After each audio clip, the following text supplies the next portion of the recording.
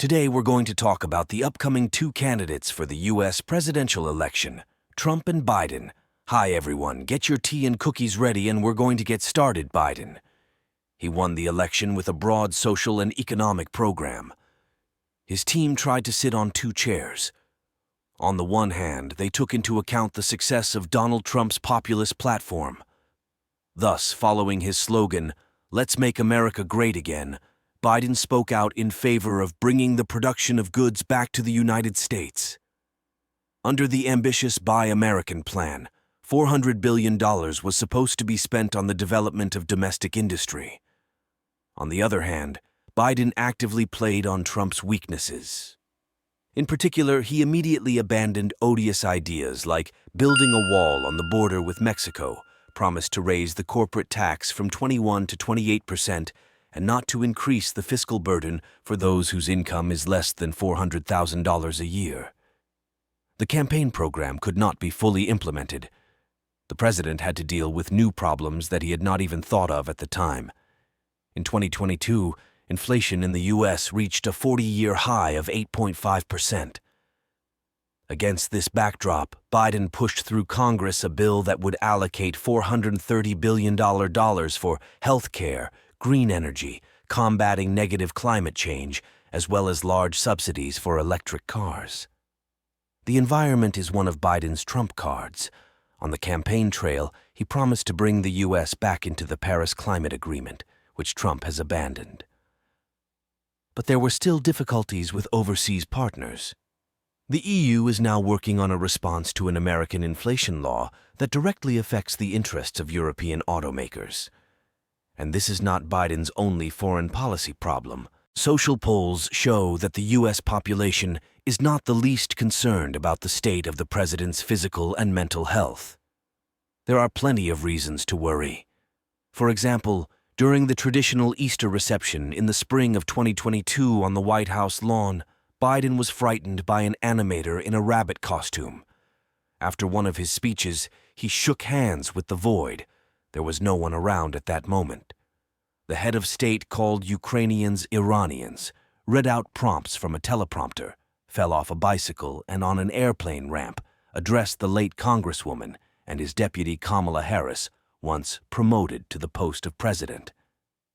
Such feints have spawned a slew of memes, and disclaimers like the one about meeting his wife of 12 years have been quoted. At the same time, the Democrats have no bench. Biden is now 80. If he does go for a second term in 2024, he will leave office at the age of 86. Before him, the oldest head of the United States was Trump. At the end of last year, American social networks hotly discussed the medical examination of the president. His administration so stubbornly tolerated the standard one that even in the ranks of Democrats there were proposals to change the leader. Especially since the Republicans, unlike the Democratic Party, already have politicians seriously seeking election in 2024. For example, 44-year-old Florida Governor Ron DeSantis. And while Biden's age difference with Trump is not critical, the incumbent leader may not be able to stand up to a young rival. In 2020, Donald Trump lost the election and is now preparing to resign from the White House. During the 4 years of his first and only presidential term, he managed to unilaterally withdraw from the climate treaties and the elimination of intermediate-range and shorter-range missiles, launch a trade war with China, recognize Jerusalem as the capital of Israel, and make many other controversial steps. At the same time, as experts note, Trump, unlike his predecessors, tried to pay attention to domestic political problems. Donald Trump failed to challenge the results of voting in the 2020 presidential election. The Electoral College decided in favor of Democrat Joe Biden, which means that Trump's presidential powers will end at noon on January 20th, 2021. Thus, he will become a one-term president. Experts interviewed by RT note that Donald Trump will be remembered as the most controversial U.S. president of the last decades. He used Twitter as his political mouthpiece, criticized mainstream media for spreading fake news about him, and ran the country as a business empire, which led to chaotic work of the presidential administration and frequent personnel changes. And who do you think will win the upcoming election? Write in the comments, and I'll be sure to share my opinion with you too. Despite successes in domestic policy, reducing unemployment and bringing American companies back to the U.S. from abroad, Trump has not fully succeeded in implementing his program, which was supposed to make America great again. In particular, he failed to repeal Barack Obama's healthcare reform and stop the influx of illegal immigrants into the country. On the international stage, Trump actively fought for U.S. dominance in all spheres, breaking the usual system of checks and balances, political analysts recall. He unleashed a trade war with China and unilaterally withdrew the U.S. from all international agreements that he considered disadvantageous for Washington. Trump also criticized the U.S.'s Euro-Atlantic allies and pressed them to increase spending on NATO. Trump's wall.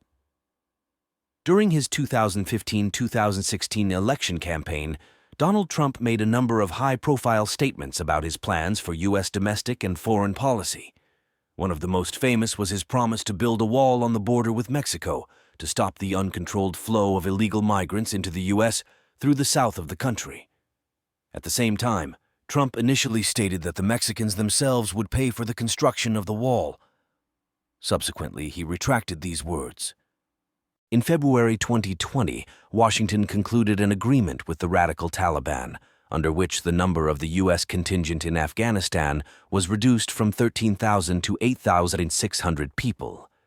In mid-November, acting U.S. Defense Secretary Christopher Miller said that by January 15, 2021, only 2,500 U.S. troops would remain in Afghanistan. Trump also ordered to reduce the presence of U.S. troops in Germany. His plans to reduce the U.S. contingent outside the U.S. were condemned by both Democrats and Republicans, and even members of his own administration. Thus, the decision to withdraw troops from Syria led to the resignation of Pentagon Chief James Mattis. However, Trump was not able to completely leave the Middle East. Back during his election campaign, Trump criticized environmental restrictions, which, in his opinion, hampered the development of the U.S. economy. In 2017, he announced the country's withdrawal from the Paris Climate Agreement, under which the U.S. pledged to reduce harmful emissions by 26 to 28% by 2025. According to Trump, following the agreement would have resulted in job losses and trillion-dollar damages. The U.S. officially left the agreement on November 4, 2020. Joe Biden has already managed to declare that he will return the country to the Paris Agreement. Let's summarize the results. Everyone is trying to make the country better, and some are doing better and some are doing less. Let's hope that people will make the right choice in the upcoming vote. Thanks for watching. Don't forget to subscribe.